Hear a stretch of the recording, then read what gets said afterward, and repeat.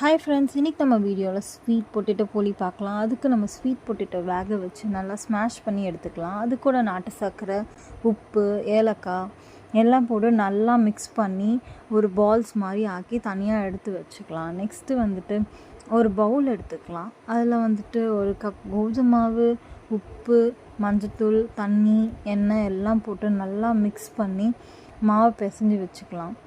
அதை 3ஆக பிரித்து எடுத்துக்கலாம். பிரித்து எடுத்து ஆல்ரெடி போட்ட உருண்டையை எடுத்து இதில் போட்டு ஸ்டஃபிங் வச்சு தின்னாக தட்டி எடுத்து வச்சுக்கலாம்.